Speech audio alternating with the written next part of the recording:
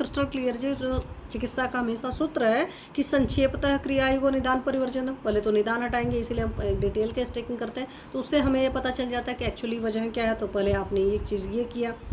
दूसरा है कि मेजॉरिटी बीमारियां क्या हो रही है, अब खास करके ये जो हो रहा मांस दोषज विकारों खाना खाकर दिन में सोने से हो रहा है, तो यहाँ पर अधिकतर ये समझिए कि संतर्पण वाली व्याधि है। तो संतर्पण वाली व्याधि तो रसजा नाम विकार नाम लंघन परमोशन, या संतर्पण में आपको हमेशा लंघन कराने की जरूरत है, तो लंघन कराइए। तो पहले आपने निदान परिवर्जन कराया, दूसरा आपने लंघन कराया, तीसरा आपने दीपन पाचनोल्लोमन कराया।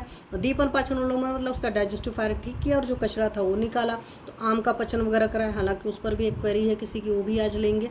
साथ में आपने, मैं आपको माउथ अल्सर्स के ही पेशेंट के केस में अगर सोचो क्या क्या करने की जरूरत है, साथ में उसको मांसपाचक चलाया। अब उसके अलावा भी और देख लीजिए, आप जब निदान प्रॉपर केस टेकिंग करते तो वहीं से कुछ समझ में आता है कि क्या इसका स्ट्रेस की वजह से है या कोई और हेतु है, तो वहाँ से कुछ और दवाएं भी खास करके मतलब मेंटल सूदिंग के लिए कुछ दवाएं दिया जा सकता है। तो आप ये देख लो पेशेंट की कंडीशन के मतलब बीमारी, कहते हैं रोग और रोगी की बल और अवस्था के हिसाब से चीज़ें डिसाइड करनी होती है। तो ये समझो कि ट्रीटमेंट का ये कह सकते हो, प्रोटोकॉल रख सकते हो या ट्रीटमेंट का ये स्टेप्स रख सकते हो। इतने स्टेप्स में अगर आप ट्रीटमेंट करते हो तो बहुत शानदार रिजल्ट आपके पास में आएंगे। चलिए।